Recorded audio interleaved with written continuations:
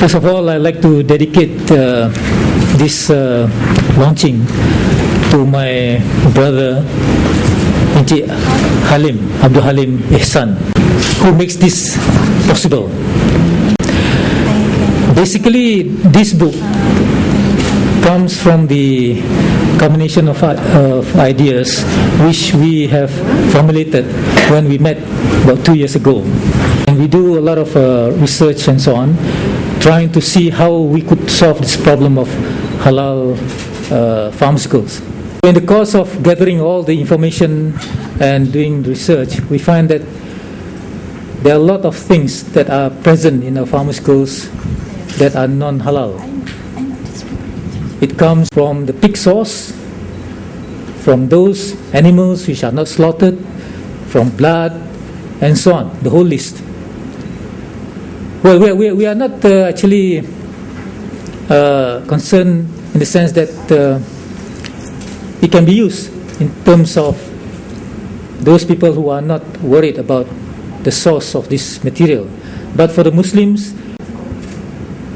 to expose it, to make the public realize that, look, in the pharmaceuticals that we consider as something that is rather unquestionable, we find that a lot of things that is in the Muslim mind, it is questionable. The first is, of course, the gelatin. We find that many of these capsules, the hard and soft capsules, which, well, the world produces from the pig source. But alhamdulillah, we have some companies which are now involved in producing halal gelatin. So the problem arises, where is the list? And how long is the list of products that are put into pharmaceuticals that are non-halal? So there has to be a reference. So what we did was, I and Halim, we looked into this famous book called the Merck Index. The Merck Index is a compilation of few thousands of compounds. And of course, for us in the pharmaceutical area, we refer to it to know what is the status of the material, the compounds and so on. And it gives some indication of where does it come from, whether it's synthesized, whether it comes from animals or plants and so on.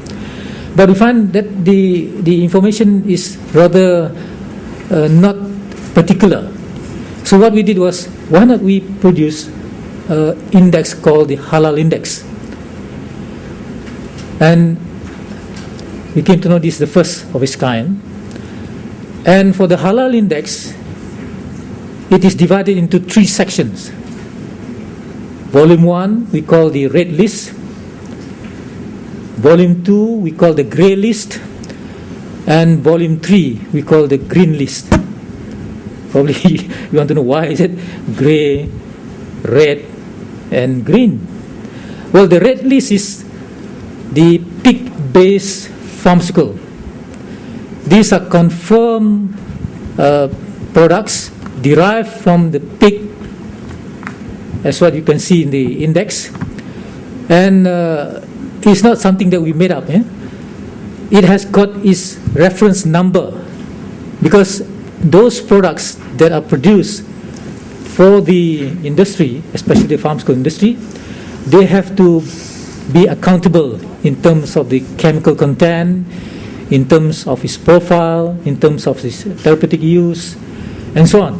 So what we have documented with the help of course, the group, the team, they are behind there, is that they have managed to source the materials, source the information from various sources. It was a really painstaking enterprise, and they have done it.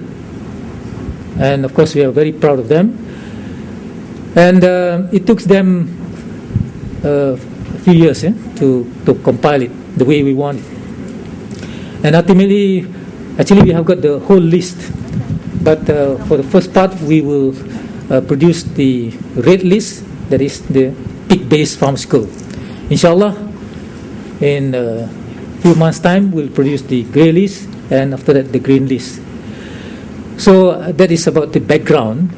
And I'm sure, as I mentioned just now in my talk, that without this list, it's quite impossible for us to communicate to the people who produce these products, because they will keep on haggling. Okay, is this halal or not? We have to have a common reference